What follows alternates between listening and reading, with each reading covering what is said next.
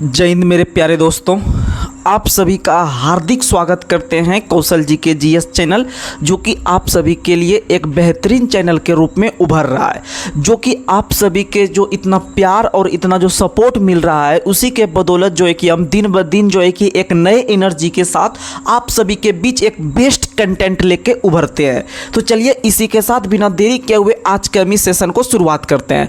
और आप लोग को बता दें सबसे महत्वपूर्ण जानकारी कि हम लोग कौशल जी के जीएस स्टडी ग्रुप नाम से एक नया ग्रुप बनाए हैं टेलीग्राम पर, और उस पर लगभग शनिवार से हम लोग लगभग रात के 10 बजे जो है कि हम लोग क्यूज स्टार्ट करेंगे। लगभग 50 प्रश्न का सेट रहेगा, जो कि किसी भी एग्जाम के लिए जीके, जीएस और करंट अफेयर्स ये तीनों मिक्स रहेगा। और बहुत शानदार प्रश्न का खुद हम कलेक्शन करेंगे, या तो 2-4 गो सीनियर स्टूडेंट से कलेक्शन करवाएंगे, खास करके हम ही उसमें कलेक्शन करेंगे। लेकिन अगर समय नहीं मिल पाएगा तो 2-4 स्टूडेंट से भी हम करवा सकते हैं। धीरे धीरे जो इच्छुक होइएगा तो उनको भी सेट करने के लिए हम देंगे। तो आप लोग को बता दें, अधिक से अधिक आप लोग छात्र उस ग्रुप में जोड़ने का प्रयास कीजिए। इसका लिंक आप लोग के जो वीडियो हम लोग अपलोड करते हैं उसके डिस्क्रिप्शन में दे देते हैं। तो चलिए इसी के साथ आज के सेशन को हम शुरुआत करते हैं। तो सबसे पहले आज का मोटिवेशनल क्वाइट, आप लोग हमारे चैनल को अधिक से अधिक शेयर करने का प्रयास कीजिएगा, अधिक से अधिक अपने दोस्तों में शेयर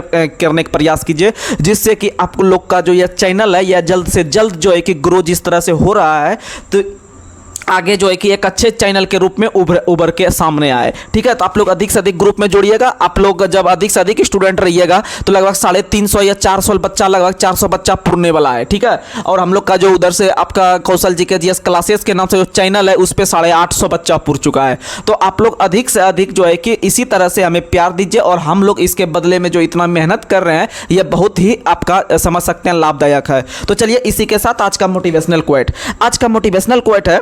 और आप लोग को बता दें एक जानकारी, क्योंकि जो शुरू करेंगे यहाँ से गाड़ी समझिए ये चलते रहेगा। ठीक है, तो एक और चीज़ बता देते हैं, झारखंड एसएससी का जो भी आप लोग एग्जाम देने वाले हैं, या फिर झारखंड उत्पाद सिपाही का जो एग्जाम आगे होने वाला है, या झारखंड सचिवालय का एग्जाम होने वाला है, उसके लिए हम लोग आज से ही लगभग 9:30 बजे आप लोग को जो है कि मिल जाएगा झारखंड स्पेशल। ठीक है, झारखंड स्पेशल से संबंधित क्वेश्चन मिलेगा, जो कि आपका झारखंड एसएससी में, या झारखंड उत्पाद सिपाही, या झारखंड पुलिस, या जो भी एग्जाम दीजिएगा तो वो झारखंड से संबंधित हम अलग से एक सेशन करने वाले हैं, जो कि 25 से 30 मिनट का सेशन होगा, जो कि बहुत जबरदस्त सेशन होगा। ऑब्जेक्टिव क्वेश्चन बहुत सारा कर लेंगे हम लोग एग्जाम तक में, क्योंकि झारखंड एसएससी का एग्जाम लगभग आपको अगले महीने में 21 और 22 सितंबर को डेट दे दिया है। अच्छा पोस्ट है, आप लोग मेहनत कीजिए। जो बिहार से भी संबंध रखते हैं, जो भरे होंगे फॉर्म, वो भी आराम से तैयारी कर सकते हैं। तो चलिए इसी के साथ आज का मोटिवेशनल क्वाइट है, लहरों को शांत देखकर ये ना समझना,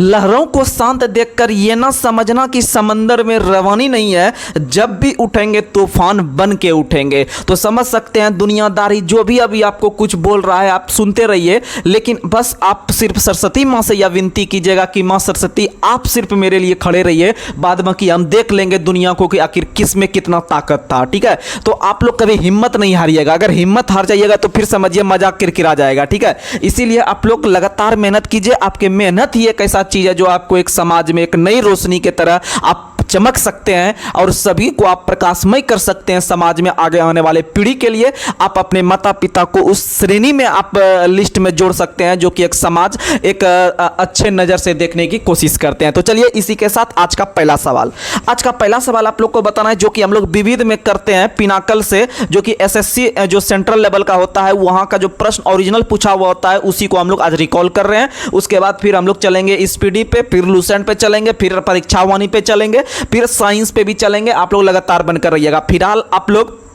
जो एएलपी और जो बिहार एसएससी, ये दोनों का जो फॉर्म भरे होंगे वो खास करके बिहार एसएससी पे भी ध्यान दीजिएगा, क्योंकि एएलपी से पहले हमको लगता है कि आपका एग्जाम बिहार एसएससी का हो जाएगा। ठीक है, और बिहार एसएससी में थोड़ा कम कंपटीशन है, क्योंकि वो बिहार के लड़का ही रहेंगे। भले भरने का फॉर्म 25 लाख भर दिए हैं बिहार एसएससी में, लेकिन लड़का 1, 2, 3 लाख में ही कंपटीशन है। ठीक है, तो चलिए इसी के साथ आज का पहला सवाल है, ओलंपिक ध्वज में छल्लों की कुल संख्या कितनी होती है? ओलंपिक का जब ध्वज देखिए देखिएगा इस तरह का होता है। तो उस ओलंपिक ध्वज में कुल कितने छल्ले होते हैं? तो कुल छल्ले की संख्या जो होता है याद रखिएगा 5 होता है। कितना होता है? कुल छल्ला 5 होता है।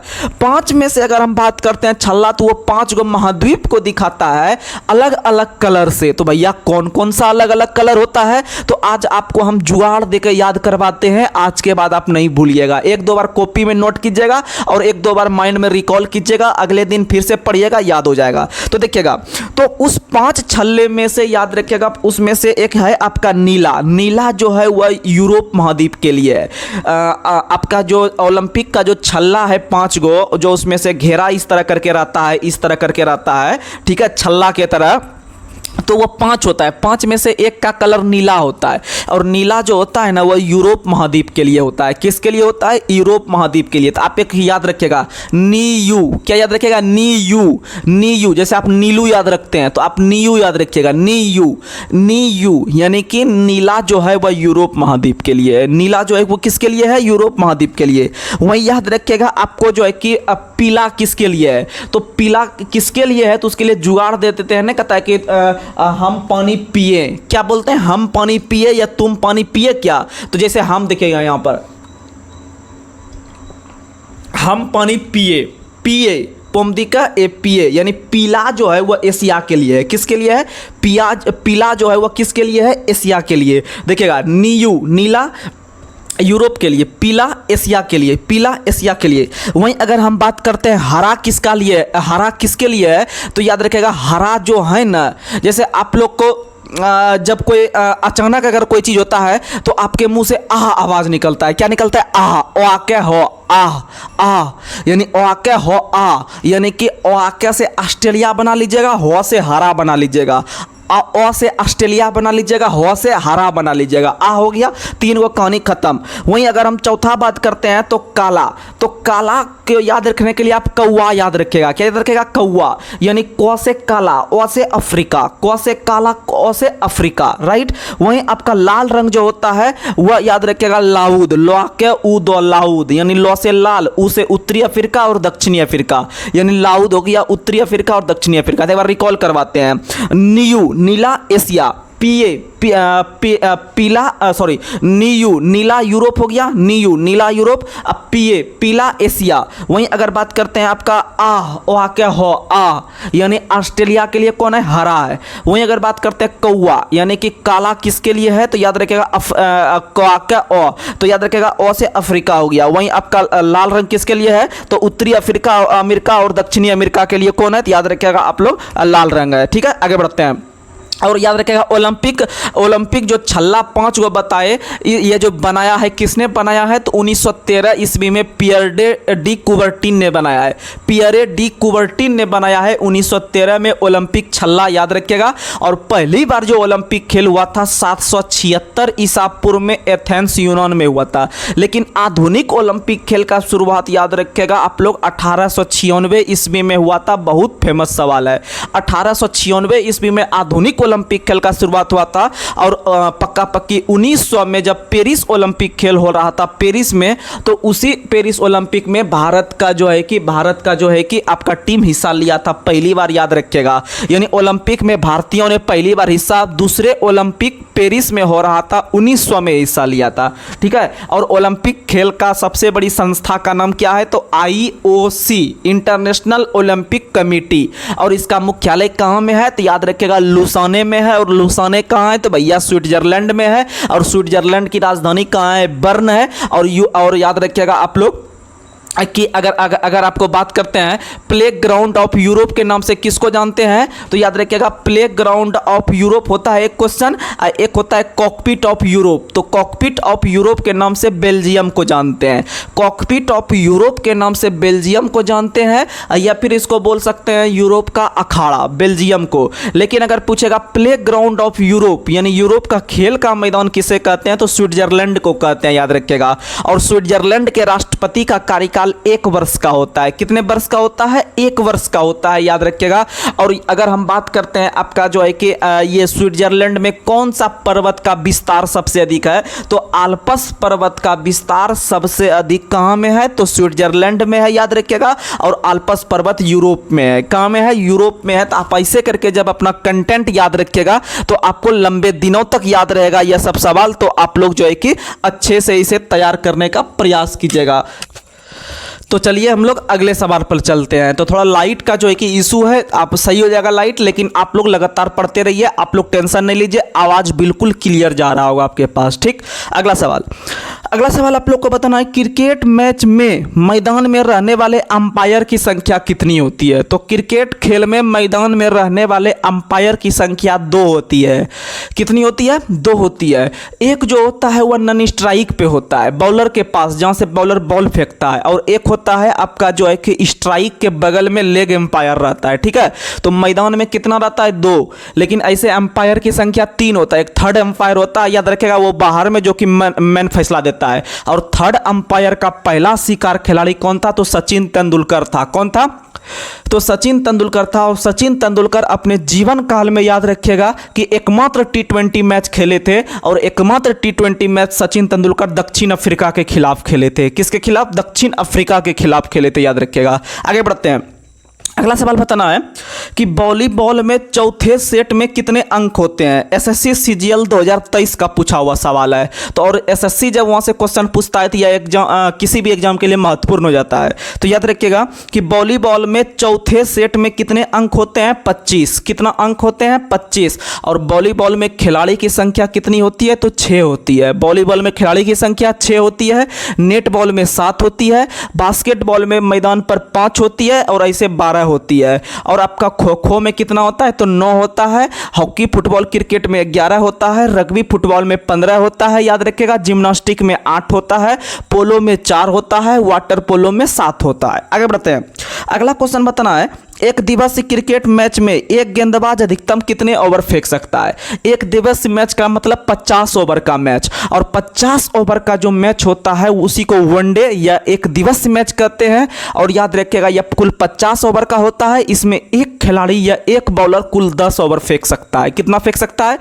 10 ओवर फेंक सकता है। और T20 में एक गेंदबाज अधिकतम 4 ओवर फेंक सकता है। कितना फेंक सकता है? अधिकतम 4 ओवर। तो T20 में 4 ओवर, और फिर आपका क्या कहते हैं जो है कि आपका वनडे में 50 ओवर वाला में तो 10 ओवर। आप जुगाड़ से याद रखिए, देखिए 50 ओवर वाला पूछेगा तो उसको आप 5 से भाग लगा दीजिएगा, दोनों में 5-5 से भाग लगाइएगा। तो 50 ओवर में जो 5 से भाग लगाइएगा तो 10 आएगा, यानी एक गेंदबाज 10 ओवर। और T20 में होता है कितना का? 20 ओवर का। अब 20 में भी आप 5 से भाग लगाइएगा तो 4 ओवर, यानी T20 में 4 ओवर फेंक सकता है। और वनडे में आपका कितना ओवर फेंक सकता है? तो 10 ओवर। और पहला वनडे खेल जो हुआ था, याद रखिएगा, 1971 ईस्वी में खेला गया था। बहुत अच्छा सवाल है।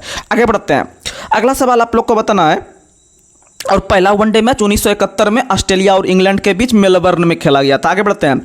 खेलों को प्रोत्साहन देने वाले सर्वोच्च निकाय भारतीय खेल प्राधिकरण का स्थापना किस वर्ष किया गया है? तो भारतीय खेल प्राधिकरण का स्थापना 1984 में।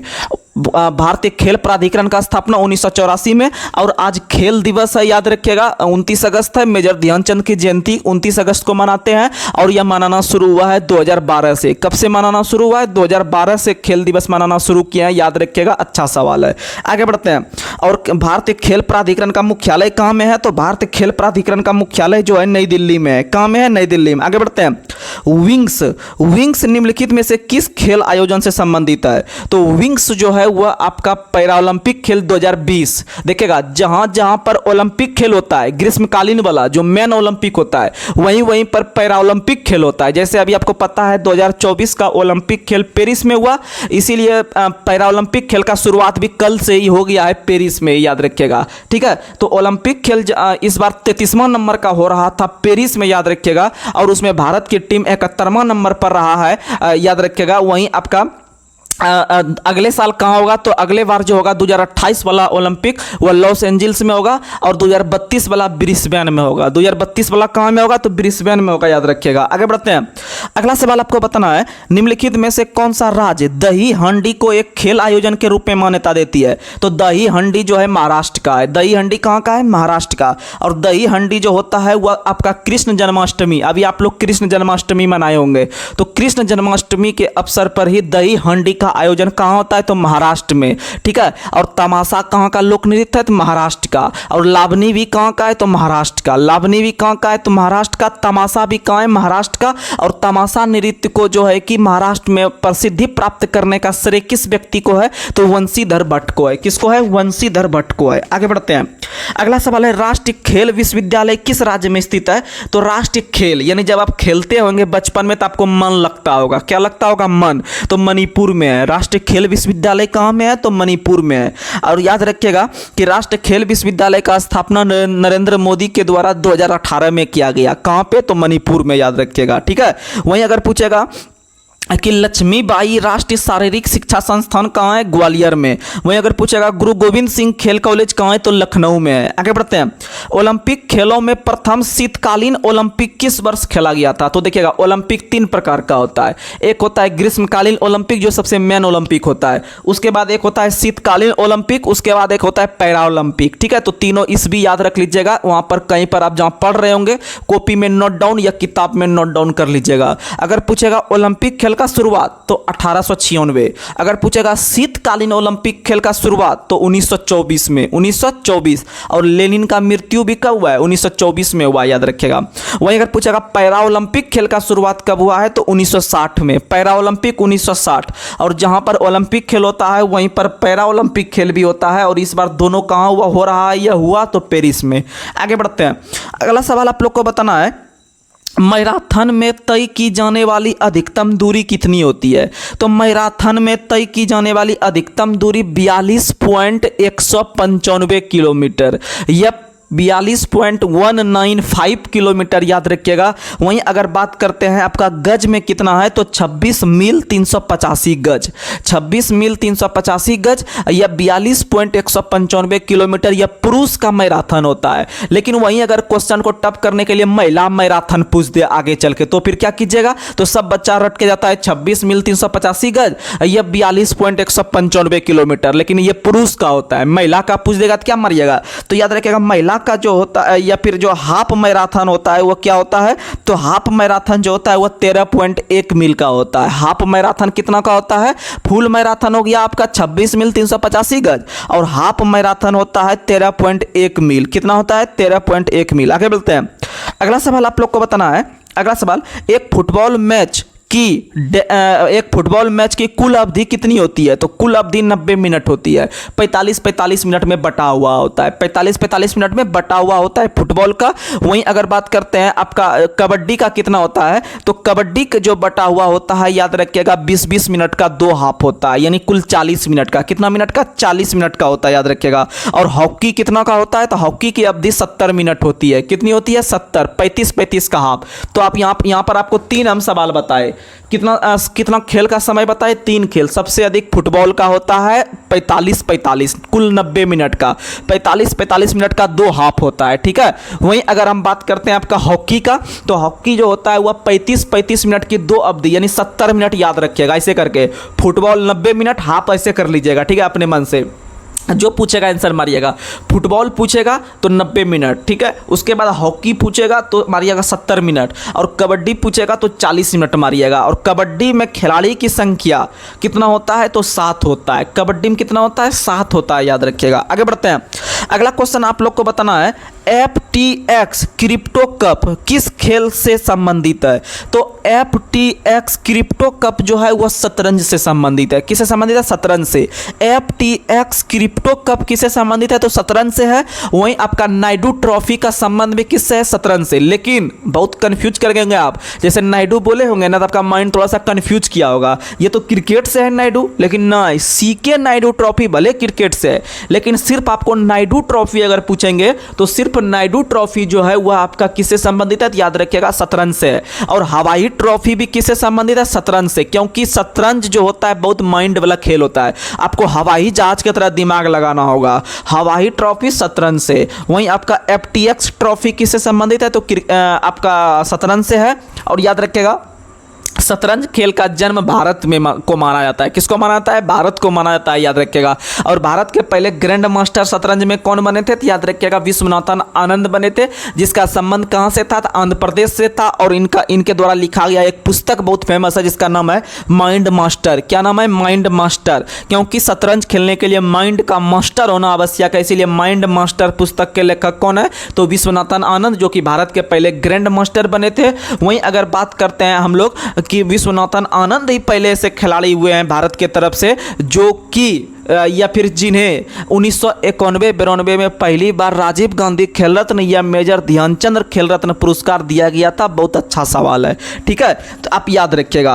तो याद रखिएगा आप लोग कि जो है कि आपका शतरंज से हो गया कौन सा कप, तो FTX crypto cup, FTX crypto cup. वहीं अगर पूछते हैं मर्डेगा कप का संबंध किस खेल से है, तो मर्डेगा कप का संबंध फुटबॉल से है। वहीं बात करते हैं मैकडॉवेल कप का संबंध किससे है, तो फुटबॉल से। मैकडॉवेल कप का संबंध किससे है, फुटबॉल से। आगे बढ़ते हैं। अगला क्वेश्चन आप लोग को बताना है स्टेट ड्राइव शब्द किस खेल से संबंधित है। जो आप लोग क्रिकेट देखते होंगे या क्रिकेट में इंटरेस्ट रखते होंगे तो देखते होंगे स्टेट ड्राइव पुस्तक, स्टेट ड्राइव शब्द जो है वह क्रिकेट में बोला जाता है, क्योंकि आप स्टेट में अगर शॉट लगाते हैं तो उसको स्टेट ड्राइव बोला जाता है, ठीक है। तो याद रखिएगा स्टेट ड्राइव किससे हो गया, क्रिकेट से। स्टेट ड्राइव किससे हो गया, क्रिकेट से, याद रखिएगा। आगे बढ़ते हैं। वहीं आपका डक हो गया, गोल्डन डक हो गया, गुगली हो गया, मेडन हो गया, और एक नया शब्द आया है मांकड़ या मार्कडंग भी बोल देते हैं, ठीक है, मार्कडंग। और मार्कडंग किसको कहते हैं, आप लोग देखते होंगे जो क्रिकेट से संबंध रखते होंगे कि कभी कभी हम लोग बच्चों में क्या करते थे कि मान लीजिए मेरा दोस्त बल्लेबाजी कर रहा है, हम नन स्ट्राइक पे हैं रन दौड़ने के लिए, ठीक है, बॉलर के पास नन स्ट्राइक पे हैं। जब 1-2 रन लास्ट में बचता था और लास्ट बॉल फेंकने के लिए बचता था तो क्या होता था कि बॉलर अभी बॉलिंग करबो नहीं किया है, फेंकबो नहीं किया है या दौड़ा भी नहीं है, पहले हम लोग हाफ क्रीज पे आके खड़ा हो जाते थे, हाफ क्रीज पे जाके इधर से कि जैसे वहाँ टच होगा बल्ला में तुरंत दौड़ जाएंगे। इसका मतलब क्या होता था, पहले बोलते थे कि सुनो हाफ क्रीज पे आके रहो, हाफ क्रीज पे आके रहो, पहले से जैसे टच होगा हम दौड़ जाएंगे, ठीक है। तो आप लोग क्या करते थे पहले हाफ क्रीज पे, लेकिन नहीं, अब नियम क्या हो गया है कि अब अगर आप बॉलर के बॉलिंग करने से पहले या बॉल फेंकने से पहले ही अगर आप क्रीज को छोड़ के आगे भाग जाते हैं तो वो आपको स्टंप कर देगा, यानी विकेट में वहीं पर सटा देगा, बिना बॉल फेंके वही विकेट में आपको विकेट के जड़ में अगर सटा देगा तो समझिएगा कि आप आउट हो गए। उसी को मार्कडम आउट कहते हैं। क्या कहते हैं, मार्कडम, जो कि अश्विन ने कुछ दिन पहले सबसे पहले किया था, लगभग 2017-18 के आसपास। आगे बढ़ते हैं। अगला क्वेश्चन बताना है क्रिकेट में पी और चाइनामैन शब्द का संबंध भी किससे है, तो क्रिकेट से। चाइनामैन शब्द का संबंध भी किससे है, क्रिकेट से। वहीं एग्रीकल्चर शॉट का संबंध भी किस खेल से है, तो क्रिकेट से। एग्रीकल्चर शॉट का संबंध भी किससे है, क्रिकेट से। आगे बढ़ते हैं। क्रिकेट में पिच की लंबाई कितनी होती है, तो सब जानता है 22 गज या 20.12 मीटर, लेकिन याद रखिएगा 22 यार्ड, अगर यार्ड भी देगा तो 22 यार्ड मारना है या 22 गज मारना है या 20.12 मीटर मारना है, ये तीनों आंसर आता है। आगे बढ़ते हैं। वहीं अगर देखते हैं क्रिकेट के बल्ला की लंबाई कितना होता है, तो 38 इंच होता है। चौड़ाई कितना होता है, तो 4.25 इंच होता है, याद रखिएगा। और क्रिकेट के गेंद का वजन कितना होता है, तो 5.5 औंस होता है। और गेंद की परिधि कितना होता है, 22.4 सेंटीमीटर। आगे बढ़ते हैं। अगला क्वेश्चन आप लोग को बताना है बीच वॉलीबॉल टीम में कितने स्थानापन्न खिलाड़ी होते हैं, तो बीच वॉलीबॉल टीम में स्थानापन्न खिलाड़ी की संख्या कितना होता है, तो 0 होता है। कितना होता है, 0 होता है, याद रखिएगा कितना होता है, 0 होता है। आगे बढ़ते हैं। चलो हैप्पी बर्थडे ठीक, चलिए बताइएगा अगला सवाल बताइएगा नेहरू ट्रॉफी नौका दौड़ का आयोजन किस राज्य द्वारा किया गया था, तो नेहरू ट्रॉफी नौका दौड़ का आयोजन जो किया गया था, याद रखिएगा केरल सरकार के द्वारा, यह केरल में किया जाता है। नेहरू ट्रॉफी नौका दौड़ का आयोजन कहाँ किया जाता है? तो याद रखिएगा केरल में किया जाता है। कहाँ किया जाता है? केरल में किया जाता है। तो याद रखिएगा नेहरू ट्रॉफी नौका दौड़ का आयोजन कहाँ किया जाता है? तो केरल में। और नेहरू ट्रॉफी जो है याद रखिएगा वह किसके नाम पर पड़ा है? तो भारत के प्रथम प्रधानमंत्री पंडित जवाहरलाल नेहरू के नाम पर याद रखिएगा नौका दौड़ जो है कि आपका नेहरू ट्रॉफी पड़ा हुआ है। ठीक है, आगे बढ़ते हैं। अगला क्वेश्चन आप लोग को बताना है, उसी तरह से अगर देखते हैं भारत राज्यों के पारंपरिक खेल विभिन्न प्रकार के हैं। जैसे मुर्गों की लड़ाई फेमस है कर्नाटक में, मुर्गा की लड़ाई बहुत फेमस है कहाँ में? तो याद रखिएगा कर्नाटक में। वहीं अगर बात करते हैं आपका जो है कि कर्नाटक में एक और फेमस है कंबाला भैंसों की लड़ाई। कंबाला जो है वह भैंसों की लड़ाई है कहाँ में? तो याद रखिएगा कर्नाटक में ही है। वहीं जल्लीकट्टू का नाम सुनेंगे, जल्लीकट्टू सांड की लड़ाई है तमिलनाडु में। कहाँ में है सांड की लड़ाई? तमिलनाडु में। तो याद रखिएगा मुर्गों की लड़ाई कहाँ में होता है? कर्नाटक में। आपको पता है कड़कनाथ मुर्गा को जीआई टैग मिला है मध्य प्रदेश में। ठीक है, तो क से कड़कनाथ, क से कड़कनाथ जब समझिएगा तो आप मुर्गा समझ लीजिएगा। और याद रखिएगा यह कहाँ में? तो कर्नाटक में। कहाँ में? कर्नाटक में। कड़कनाथ कर्नाटक। आगे बढ़ते हैं। अगला क्वेश्चन अगर पूछेगा आप लोग को, ऊंट दौड़ कहाँ होता है? ऊंट तो आपको पता है रेगिस्तान का जहाज ऊंट को कहा जाता है। और इसी ऊंट का जो दौड़ होता है वह कहाँ? तो राजस्थान में होगा। कहाँ में होगा? राजस्थान में, याद रखिएगा। वहीं बैलगाड़ी दौड़ कहाँ होता है? महाराष्ट्र में। बैलगाड़ी दौड़ कहाँ होता है? महाराष्ट्र में। तो फिर से रिकॉल करवाते हैं। अगर आपसे क्वेश्चन पूछेगा ऊंट का दौड़ कहाँ होता है? राजस्थान में। वहीं अगर आपसे पूछेगा बैलगाड़ी दौड़ कहाँ होता है? तो महाराष्ट्र में। अब भैंसों की लड़ाई कंबाला कहाँ में होता है? तो कर्नाटक में। अब मुर्गों की लड़ाई भी कहाँ होता है? कर्नाटक में। जल्लीकट्टू भैंसों का जो जल्लीकट्टू जो सांडों की लड़ाई है वह कहाँ होता है? तो याद रखिएगा तमिलनाडु में। और आपको पता है स्पेन एक ऐसा देश है जहां का राष्ट्रीय खेल जो है वह सांड की लड़ाई है। सांड की लड़ाई है, याद रखिएगा।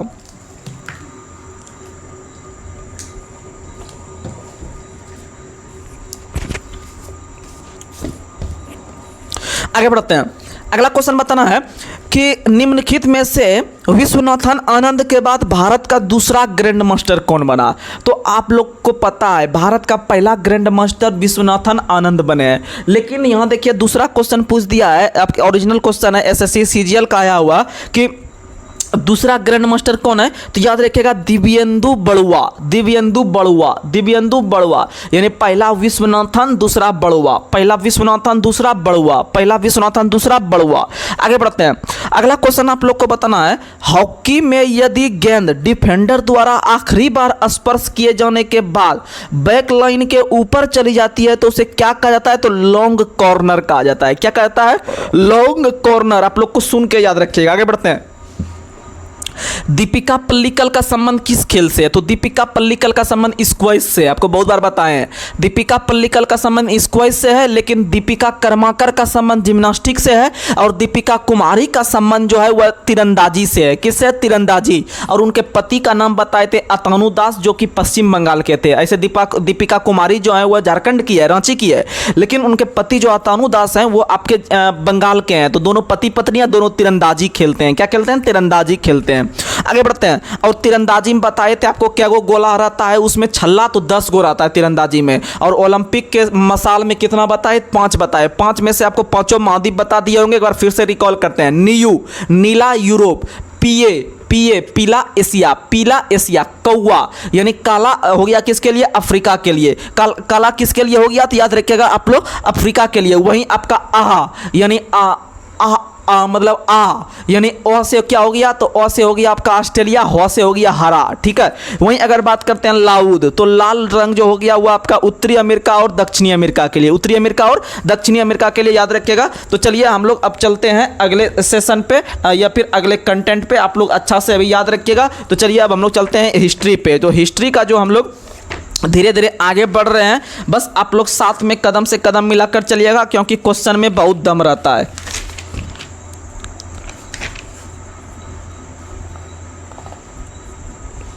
बताइएगा क्वेश्चन, इतिहास का हम क्वेश्चन पूछ रहे हैं, आप लोग याद रखिएगा। बताइएगा, वह यूरोपीय देश जिसने ना तो भारतीय सूती माल पर भारी आयात शुल्क लगाया न आयात प्रतिबंध लगाया। तो क्वेश्चन करने का मतलब यह है कि वह यूरोपीय देश, आपको पता है विभिन्न प्रकार की यूरोपीय कंपनियां समय समय पर भारत आए हैं। समय समय पर भारत आने में सबसे पहले जो यूरोपीय कंपनी आए हैं, कौन आए हैं? तो आप लोग को पता है, सबसे पहले पुर्तगाली आए हैं, उसके बाद आने के क्रम में डच आए हैं, उसके बाद अंग्रेज आए हैं। लेकिन अंग्रेजी ईस्ट इंडिया कंपनी का स्थापना डच से पहले हो गया है 1600 में, ठीक है। उसके बाद आप लोग पता है डेनिश 1616 में, फिर फ्रांसीसी 1664 में और लास्ट में स्वीडिश 1731 में आए, ठीक है। तो इसी क्रम में जो आपका डच जो ईस्ट इंडिया कंपनी था वह नीदरलैंड या हॉलैंड की कंपनी थी, क्योंकि नीदरलैंड अभी वर्तमान में नाम है, इसका पहले नाम हॉलैंड हुआ करता था और नीदरलैंड की राजधानी जो है वह एम्स्टर्डम है, याद रखिएगा। तो वह यूरोपीय देश जिसने ना तो सूती माल पर भारी आयात शुल्क लगाया और ना ही आयात पर प्रतिबंध लगाया, तो याद रखेगा डच। और जानते हैं यही डच ईस्ट इंडिया कंपनी पहली ऐसी यूरोपीय कंपनी बनी जिन्होंने अपना फैक्ट्री जो है बिहार के अंदर में लगाया 1632 में, याद रखिएगा, ठीक है। डच ने ऐसे तो सबसे पहले बिहार में नहीं लगाया था, लेकिन क्वेश्चन यह आता है कि बिहार में फैक्ट्री लगाने वाला पहला यूरोपीय कंपनी कौन बना? तो डच बना था, जो पटना के आसपास लगाया था 1632 में। कब लगाया था? 1632 में। और डच ही ऐसा ईस्ट इंडिया कंपनी पहला ऐसा कंपनी बना जो कि मसाला के व्यापार के साथ साथ कपड़ा या सूती वस्त्र का भी व्यापार करना चालू किया। तो ये सब चीज आप याद रखिएगा। आगे बढ़ते हैं। अगला क्वेश्चन है कि भारत में यूरोपीय व्यापारियों ने किस व्यापार पर लगभग पूर्ण एकाधिकार की स्थापना किया था? तो याद रखिएगा आयात व्यापार पर। किस पर? आयात व्यापार पर। आयात व्यापार पर याद रखिएगा। आगे बढ़ते हैं। अगला क्वेश्चन आप लोग को बताना है कि भारतीयों की किन उद्योग में प्रारंभ से ही अधिक हिस्सेदारी थी? तो सूती वस्त्र उद्योग में। किसमें था? तो सूती वस्त्र उद्योग में, याद रखिएगा। और भारत में सूती वस्त्रों की राजधानी किसको कहते हैं? तो याद रखिएगा मुंबई को कहते हैं। सूती वस्त्रों की राजधानी मुंबई को कहते हैं। लेकिन अगर पूछेगा कि भारत का बोस्टन किसे कहते हैं, तो अहमदाबाद को। भारत का बोस्टन अहमदाबाद को। और मुंबई को हम लोग और क्या कहते हैं? तो भारत का प्रवेश द्वार। भारत का प्रवेश द्वार किसे कहते हैं? तो मुंबई को कहते हैं। आगे बढ़ते हैं। अगला क्वेश्चन है नील उद्योग को किससे भारी नुकसान पहुंचा था? तो नील उद्योग को सबसे अधिक जो भारी नुकसान पहुंचा था वह कृत्रिम रंग के खोज से। अगर मान लीजिए पुराने जमाने में हम लोग जो स्कूल वगैरह जाते थे, व्हाइट शर्ट पहनते थे, उसमें नील में जो है कि डुबो के जो है कि यूज हम लोग करते थे। लेकिन आजकल देखते होंगे रंग बिरंग का टी शर्ट आ गया है। आदमी लोग क्लास पहले हम लोग व्हाइट चलता था ऊपर में, लेकिन अब देखते हैं आज ये कलर चल रहा है, लाल, हरा, पीला, ऐसे अलग अलग दिन अलग अलग ड्रेस चलता है प्राइवेट स्कूल में, ठीक है। तो इसका मतलब उसमें कोई नील का आवश्यकता तो अब है नहीं, क्योंकि वो कृत्रिम रंग आ गया है। तो क्वेश्चन बहुत दिमाग से मारना पड़ेगा, ठीक है। ऐसे भारी कुछ नहीं है, दिमाग लगाइएगा तो सब चीज हल्का है। तो नील उद्योग को सबसे भारी नुकसान किससे पहुंचा? तो कृत्रिम रंग के खोज से। कृत्रिम रंग के खोज से नील उद्योग को भारी नुकसान पहुंचा, क्योंकि वो प्राकृतिक रूप से होता था और रंग जो है वह कृत्रिम रूप से बन गया है। आगे बढ़ते हैं। अगला क्वेश्चन आप लोग को बताना है। अगला क्वेश्चन बताइएगा कि बिहार में परमानेंट सेटलमेंट लागू करने का कारण क्या था? तो बिहार में परमानेंट सेटलमेंट लागू करने का कारण जमींदारों के लिए जमीन पर वंश परंपरागत अधिकार को स्वेच्छा से हस्तांतरित करने के अधिकार के लिए, ठीक है, कि वंश वाय वंश ना चले, इसीलिए जो है कि परमानेंट सेटलमेंट लागू करने का मुख्य कारण था। आगे बढ़ते हैं। अगला क्वेश्चन है दादा भाई नौरोजी द्वारा प्रतिपादित अपवाह सिद्धांत, जिसको कहा जाता है धन का निष्कासन का सिद्धांत, या इसी कहता है ड्रेन थ्योरी। क्या कहता है? Drain theory. तो सीधा क्वेश्चन पूछता है कि धन के निष्कासन का सिद्धांत किसने दिया है, या फिर इसी को भाषा चेंज करेगा तो बोल देगा अपवाह सिद्धांत किसने किया है, तो आदमी कंफ्यूज कर जाएगा। वहीं अगर पूछेगा ड्रेन थ्योरी तो इसमें भी बच्चा कंफ्यूज कर जाएगा, तो मारिएगा दादा भाई नौरोजी। तो क्वेश्चन है कि दादा भाई नौरोजी द्वारा प्रतिपादित अपवाह सिद्धांत की सही परिभाषा अधोलिखित कथन में आती है। यानी कहने का मतलब आखिर अपवाह सिद्धांत जो दिया गया था, या ड्रेन थ्योरी दिया गया था, या फिर आपका जो धन का निष्कासन सिद्धांत दिया गया था, इसमें कहने का मतलब आखिर था क्या? थोड़ा शॉर्ट में बताइए। तो इसमें कहने का मतलब यह था कि भारत की राष्ट्रीय संपदा, यानी भारत की जो संपत्ति है उसका एक भाग अथवा कुल वार्षिक उत्पाद ब्रिटेन को निर्यात किया जाता है। क्या किया जाता है? ब्रिटेन को निर्यात, यानी भारत के संपत्ति का या धन का किसी न किसी रूप में यूरोप या ब्रिटेन को निर्यात हो रहा है, या धन का निष्कासन हो रहा है, यानी वहां पर जा रहा है। यही सिद्धांत था दादा भाई नौरोजी का, धन का निष्कासन का सिद्धांत। और यह जो लिखा गया था वह किस पुस्तक में, तो याद रखिएगा आप लोग, दादा भाई नौरोजी के द्वारा लिखा गया पुस्तक का नाम है the British rule in India. इस पुस्तक का रचना 1901 में दादा भाई नौरोजी ने किए थे, याद रखिएगा, अच्छा सवाल है, ठीक है। और grand old man of India के नाम से भी किसको जानते हैं, दादा भाई नौरोजी को। और दादा भाई नौरोजी के द्वारा ही पहली बार ब्रिटिश हाउस ऑफ कॉमन्स का चुनाव 1892 में फिंसवरी लोकसभा से जीता गया था, आप लोग याद रखिएगा। आगे बढ़ते हैं। अगला क्वेश्चन है, अंग्रेज के शासनकाल में आर्थिक दोहन के सिद्धांत को किसने प्रतिपादित किया था। क्वेश्चन वही है, अपवाह सिद्धांत, ड्रेन का सिद्धांत, धन निष्कासन का सिद्धांत, या आर्थिक दोहन का सिद्धांत। तो ये सबका संबंध किससे है, तो दादा भाई नौरोजी से। किसने दिया है, तो दादा भाई नौरोजी ने दिया है। आगे बढ़ते हैं। अगला क्वेश्चन आप लोग को बताना है, अगला क्वेश्चन बताइएगा कि प्रथम बार कंपनी सरकार द्वारा किस चार्टर एक्ट में भारतीय शिक्षा पर 1 लाख रुपया खर्च करने का प्रावधान किया गया, तो चार्टर एक्ट 1813। चार्टर एक्ट 1813 में जो है कि ईसाई पर भी खर्च किया गया और भारतीय शिक्षा पर भी विशेष प्रकार का जो है कि 1 लाख रुपया खर्च करने का प्रावधान आया। और इसी 1813 के अधिनियम के तहत पहली बार जो है कि कंपनी ने एकाधिकार को जो है कि खत्म करने का, या कंपनी के एकाधिकार को समाप्त किया गया, लेकिन 2 चीज पर छोड़कर, चाय और चीनी पर। और आगे चल के 1833 के अधिनियम के तहत चाय और चीनी पर भी पूर्णतः एकाधिकार खत्म कर देगा। समझ में आया। तो क्वेश्चन पूछेगा कि ब्रिटिश ईस्ट इंडिया कंपनी का एकाधिकार पूर्णतः समाप्त किया गया तो 1833 में, और बोलेगा ब्रिटिश ईस्ट इंडिया कंपनी पर चाय और चीनी को छोड़कर एकाधिकार समाप्त किया गया तो 1813 में, 1813। और ईसाई मिशनरीज का स्थापना भी 1813, और भारतीय शिक्षा पर 1 लाख रुपया खर्च भी 1813। तो आप ये सब याद रखिएगा। आगे बढ़ते हैं। अगला क्वेश्चन है, अंग्रेजों ने भारत में प्रथम मदरसा कहां स्थापित किया था, तो अंग्रेजों ने प्रथम मदरसा उस समय कलकत्ता में स्थापित किया था 1781 में, वारन हेस्टिंग के काल में। किसके काल में, वारन हेस्टिंग के काल में। और वारन हेस्टिंग जो थे वो आपको पता है कि बंगाल के जो प्रथम गवर्नर जनरल बने थे, बंगाल के प्रथम गवर्नर जनरल एवं बंगाल के जो अंतिम गवर्नर बने थे वो वारन हेस्टिंग बने थे, याद रखिएगा। और वारन हेस्टिंग के काल में ही, यह अंग्रेज के काल में ही पहली बार आपका प्रथम मदरसा का स्थापना कहां किया गया था, तो कलकत्ता में किया गया था। किसके काल में, तो वारन हेस्टिंग के काल में। और कब किया गया था, तो 1781 में। कब किया गया था, तो 1781 में, याद रखिएगा। आगे बढ़ते हैं। अगला सवाल है, वाराणसी में प्रथम संस्कृत महाविद्यालय का स्थापना किसने किया था, तो बनारस या वाराणसी दोनों एक ही नाम है, याद रखिएगा। और आपको पता है कि वहां पर प्रथम संस्कृत विश्वविद्यालय का स्थापना जोनाथन डंकन ने किया था। किसने किया था, जोनाथन डंकन ने। आगे बढ़ते हैं। अगला क्वेश्चन है, प्राच्य विद्या के समर्थकों में प्रमुख कौन कौन थे, तो प्राच्य विद्या के समर्थक में जो प्रमुख थे वो थे प्रिंसेप और विल्सन। कौन थे, प्रिंसेप और विल्सन, प्रिंसेप और विल्सन, याद रखिएगा। आगे बढ़ते हैं। अगला क्वेश्चन है, शिक्षा के अधोमुखी निस्यंदन सिद्धांत का प्रतिपादक कौन था, तो शिक्षा जहां आया तो वहां लॉर्ड मैकाले का नाम लीजिएगा। किसका नाम लीजिएगा, लॉर्ड मैकाले। आपको पता है लॉर्ड मैकाले के द्वारा 1834 अधिनियम के तहत 1835 में पहली बार शिक्षा का माध्यम अंग्रेजी को बनाया गया। और किस गवर्नर के काल में, तो लॉर्ड विलियम बेंटिंग के काल में, याद रखिएगा। वहीं आपको पता है कि भारत में विभिन्न प्रकार का योजना या समिति आया अंग्रेज के काल में भारतीय शिक्षा को डेवलप करने के लिए। जैसे सबसे फेमस है उसमें से वुड डिस्पैच। कौन सा है, वुड डिस्पैच।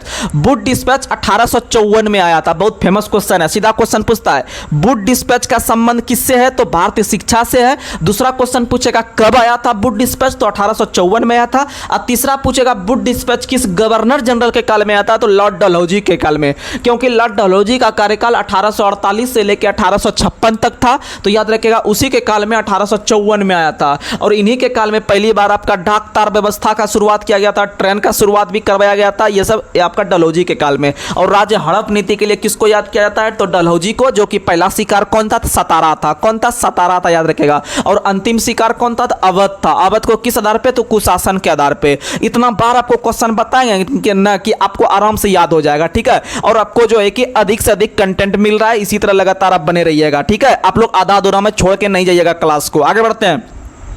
अगला क्वेश्चन बताना है कि विश्वविद्यालय के लिए कुलपति की नियुक्ति का सुझाव किस रिपोर्ट में दिया गया। तो आपको पता है अंग्रेज के जमाने में एक और समिति आई थी या एक और आयोग आया था, सैंडलर आयोग। ये भी क्वेश्चन पूछता है सैंडलर आयोग का संबंध किससे है। तो सैंडलर आयोग जो आया था वह याद रखिएगा चेम्सफोर्ड के काल में 1917 में आया था और इसका संबंध भी शिक्षा से था, याद रखिएगा। और इसमें कुलपति का जो है कि नियुक्ति जो होता है वह सैंडलर समिति के सिफारिश पर ही पहली बार हुआ था। यानी वुड डिस्पैच हो गया, उसके बाद हंटर हो गया, उसके बाद फिर आपका जो है कि ये क्या कहते हैं अभी तुरंत सैंडलर हो गया। ये सबका संबंध किससे था, तो भारतीय शिक्षा से था। आगे बढ़ते हैं। महिला शिक्षा की दिशा में प्रथम प्रयास किसने किया था, तो ब्रह्म समाज ने। किसने किया था, ब्रह्म समाज। आपको पता है ब्रह्म समाज का स्थापना 1828 में राजा राम मोहन राय के द्वारा किया गया था। और वह कैसे थे, एकस्वरवाद थे। और यही ब्रह्म समाज आगे चल के लगभग 1965 के आसपास दो हिस्सों में बट गया, एक आदि ब्रह्म समाज, एक भारतीय ब्रह्म समाज। और इसका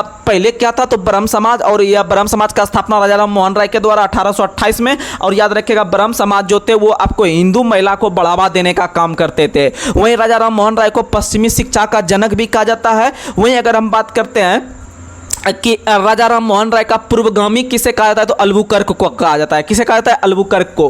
राजा राम मोहन राय का पूर्वगामी किसे कहा जाता है, तो अल्बुकर्क को कहा जाता है। और अल्बुकर्क जो थे वो आपको पता है कि दूसरे नंबर के पुर्तगाली गवर्नर भारत में बनकर आए थे 1509 में। और पहले पुर्तगाली गवर्नर कौन थे, तो आपको जो है कि अल्मेडा था। कौन था, अल्मेडा। पहला अल्मेडा था, दूसरा अल्बुकर्क था और तीसरा नीनो द कुना था। और भारत के अंदर में अंतिम पुर्तगाली गवर्नर जो था वह सिल्वा था। कौन था, सिल्वा। जब 1961 में जब गोवा को आजाद किया जा रहा था तो उस समय जो गोवा के जो आपके गवर्नर हुआ करते थे पुर्तगाली, वो सिल्वा थे। और जब उसको 1510 में जब अधिग्रहण किया गया था, आपको पता है बीजापुर के शासक आदिल शाह से, वो किसने किया था, तो दूसरे नंबर का जो पुर्तगाली गवर्नर बताए वो बताए अल्बुकर्क। ठीक है, आप कंफ्यूज करते होंगे, ठीक है, कि पहला पुर्तगाली गवर्नर कौन था, दूसरा कौन था। यही क्वेश्चन एग्जाम में आता है कि पहला पुर्तगाली गवर्नर 1505 में बनकर कौन आया था। तो याद रखिएगा, आपको जुगाड़ देते हैं। आप याद रखिएगा डॉक और डक। अभी आपको एक हम शब्दावली क्रिकेट में बताए थे, डक एक होता है डक, एक होता है गोल्डन डक।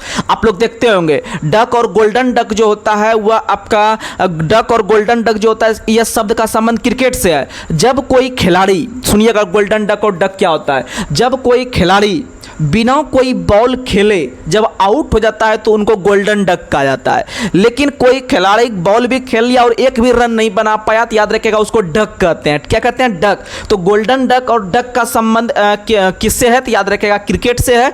वहीं अगर आप वो चीज़ याद रखिएगा, सिर्फ डॉक और डक याद रखिएगा, डॉक और डक। अगर आप डक याद रखते हैं तो वहाँ आपका पहला पुर्तगाली गवर्नर और दूसरा पुर्तगाली गवर्नर आराम से क्लियर हो जाएगा। तो पहला पुर्तगाली गवर्नर के नाम के अंतिम में डॉ लगा रहेगा और दूसरा पुर्तगाली गवर्नर के अंतिम में को लगा रहेगा। तो आप डॉक और डक याद रखिएगा, यानी पहला वाला नाम के अंतिम में डॉ लगा रहेगा और दूसरे वाले गवर्नर के नाम के अंतिम में को लगा रहेगा। तो देखिए पहला में अल्मेडा, क्या होता है अल्मेडा, तो लास्ट में डॉ आ गया, काम मेरा बन गया। दूसरे के लास्ट में कौन आएगा, तो को आएगा, तो अल्बुकर्क, लास्ट में क्या आ गया, कर्क। तो पहला पुर्तगाली गवर्नर अल्मेडा, दूसरा पुर्तगाली गवर्नर कौन हो गया, तो अल्बुकर्क हो गया। बताइए आपको एक चीज से दो क्वेश्चन याद हुआ कि नहीं हुआ। एक डक शब्द का संबंध किससे हो गया, क्रिकेट से। शायद जो नहीं जान रहे होंगे उनके लिए आज जो है कि बहुत अच्छा होगा कि गोल्डन डक और डक क्या होता है आपको समझ में आ गया होगा। और डक से आप दो ट्रिक भी जान गए कि डक्स में डॉ जो होगा वो पहला वाला के लिए आएगा अल्मेडा के लिए, और दूसरा जो होगा वो अल्बुकर्क के लिए। और अल्बुकर्क के द्वारा ही आपको गोवा को जो है कि